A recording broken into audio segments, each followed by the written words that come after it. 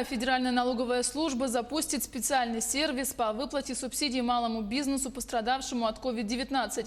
Выплаты в размере 1 МРОТ на каждого сотрудника компании не будут облагаться подоходным налогом. По мнению экспертов, появление таких сервисов поможет изменить мнение представителей бизнеса, скептически оценивающих меры государства по поддержке предпринимателей. Но уже о действующих сейчас мерах поддержки малого и среднего бизнеса в сфере налогов и как ими воспользоваться, мы поговорим с Саргаланой Винокуровой, начальником отдела работы с налогоплательщиками Управления ФНС по республике. Саргалана, здравствуйте. Добрый день. Какие меры поддержки в этой сложившейся ситуации с распространением коронавируса реализуются налоговой службой? Значит, постановлением правительства от 2 апреля номер 409 введены меры поддержки бизнеса как для всех категорий налогоплательщиков, так и для налогоплательщиков, занятых в наиболее пострадавших от коронавируса отраслях. Значит, в частности, приостановлены проверки. Это проверки новые и вновь назначенные проверки. Также приостановлены проверки валютного законодательства со сроком до 31 мая.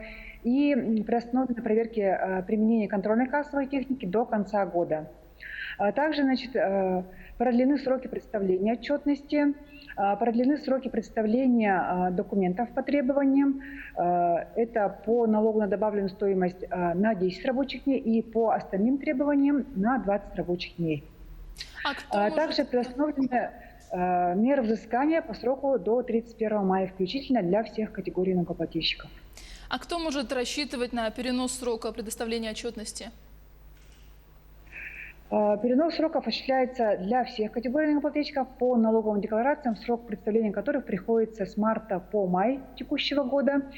По ним продлено на 3 месяца.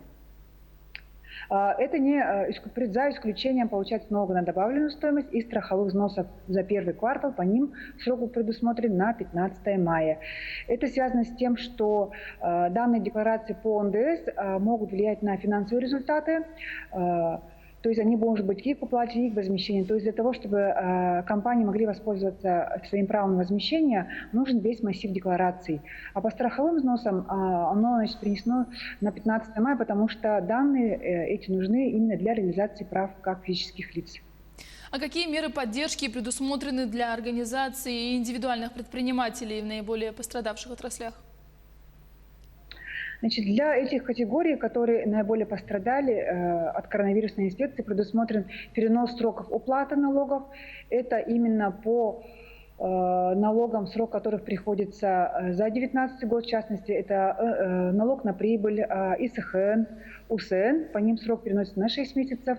Также налоговые декларации и расчет авансовых платежей за март и за первый квартал перенесены на 6 месяцев. Вся отчетность и налоговые декларации за второй квартал перенесены на 4 месяца. И хотела бы обратить внимание, что по патенту, который приходится на второй квартал, также срок перенесен на 4 месяца. А необходимо ли предпринимателям, которые наиболее пострадали, обращаться в налоговый орган для переноса срока уплаты? Перенос сроков уплаты для наиболее пострадавших отраслей осуществляется автоматически в одностороннем порядке, поэтому нет необходимости обращаться в налоговые органы именно по предоставлению данной мер поддержки в виде переноса срока уплаты налогов. А вот где можно узнать, относится ли отрасль к пострадавшей от коронавируса или нет? Значит, на нашем официальном сайте есть специальный раздел «Меры поддержки бизнеса», в котором, значит, есть возможность проверить, имеется ли у вас какая-то определенная мера поддержки от государства, в частности, имеют ли право они, допустим, на рассрочку или рассрочку. То есть для этого необходимо ввести в поисковой системе ИНН либо ОГРН. А кому положено получение отсрочки и рассрочки по налоговым и страховым взносам? Рассрочка она предоставляется в основном для крупных организаций. Это системообразующие организации, также для тех организаций-предпринимателей, которые у нас внесены в реестр МСП, составленный на 1 марта по основному АКВЭДу. При этом должны выполняться 3 условия, то есть срок уплаты по этим налогам должен наступить в 2020 году.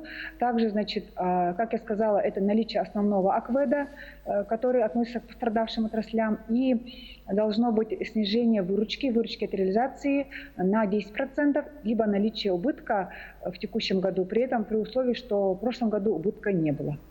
А вот в случае, если субъект предпринимательства не относится к пострадавшим отраслям, он может рассчитывать на отсрочку и рассрочку? Если предприниматели не включены в реестр наиболее пострадавших отраслей, к сожалению, они не смогут воспользоваться данной мерой поддержки. А вот вообще о каком сроке идет речь? Отсрочки и рассрочки? Отсрочка может быть предоставлена на срок от 3 месяцев до года, а рассрочка предоставляется на срок от 3 до 5 лет. И скажите, пожалуйста, где можно получить информацию о мерах поддержки бизнеса? На нашем официальном сайте есть специальный раздел «Меры поддержки бизнеса», в котором, более подробно вы можете получить информацию по всем мерам, которые предоставляются для всех категорий налогоплательщиков, так и для наиболее пострадавших отраслях. Также имеется раздел сервиса COVID-19, в котором расположен тот сервис, который позволяет проверить, имеете ли вы право на отсрочку и рассрочку. Светлана, спасибо большое за беседу. Я напомню, мы говорили о поддержке предпринимателей. Оставайтесь с нами.